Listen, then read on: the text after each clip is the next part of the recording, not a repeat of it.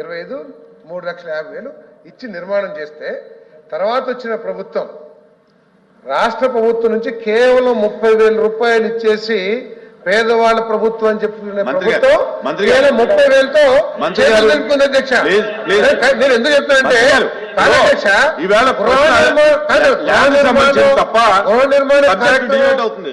గృహ నిర్మాణ కార్యక్రమం నిర్వీర్యం అయిపోతానికి కారణాలు ఏంటో నేను చెప్తాను అధ్యక్ష.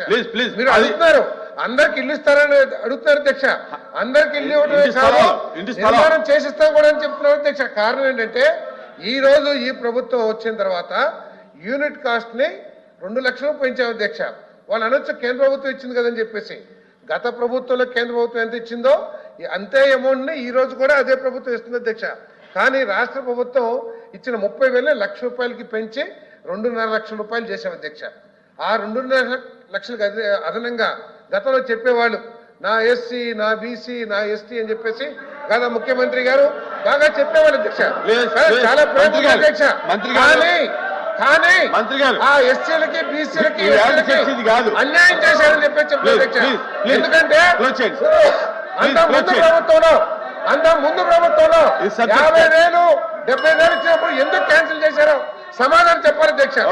ఈ రోజు మళ్ళీ పిఎంఏ అధ్యక్ష వేరే ప్రశ్నకి వెళ్దాం. ఈ రోజు మళ్ళీ పిఎంఏవై 2ఓకి 2.5 లక్షలే కాకుండా కేంద్ర ప్రభుత్వం రాష్ట్ర ప్రభుత్వం వాటానే కాకుండా ఎస్సీలకి 50,000 ఎస్టీలకి 75,000 పీజీడీలకి 1 లక్ష రూపాయలు ఇచ్చి అధ్యక్ష గృహ నిర్మాణ శాఖ ఇదే ప్రపోజల్ పంపిస్తే ముఖ్యమంత్రి గారు కేబినెట్ లో ప్రత్యేకంగా బీసీలకు ఏమిస్తున్నారు బీసీలకు కూడా ఇవ్వాల్సిందంటే అధికారులు చెప్పారు అధ్యక్ష 4-5 కోట్లు అయితే అధ్యక్ష ఎంతైనా పర్వాలేదు 5,000 కోట్లు అయినా పర్వాలేదు బీసీలకు కూడా 50,000 ఇవ్వాలని చెప్పి ఇచ్చిన ఈ ప్రభుత్వాన్ని అధ్యక్ష కేవలం చెప్పుకుంటాం కాదు అధ్యక్ష.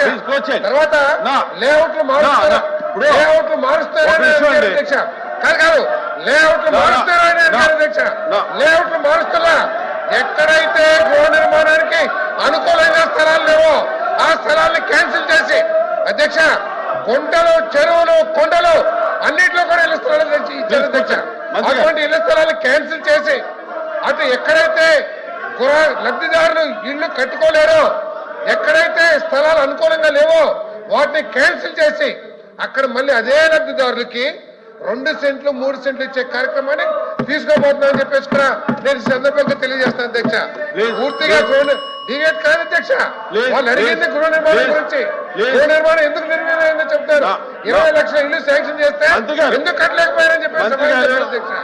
ఈ రోజు తప్పకుండా తెలుగుదేశం ప్రభుత్వం చంద్రబాబు నాయుడు గారి నాయకత్వంలో ప్రతి పేదవాడికి అర్హత ఉన్న ప్రతి పేదవాడికి ఇల్లు ఇవ్వాలనే లక్ష్యంతో 2 సెంట్లు 3 సెంట్లు స్థలాలు ఇవ్వటమే కాకుండా ఇల్లు పూర్తి చేస్తామని చెప్పేసి కూడా మనం చేస్తాం అధ్యక్ష.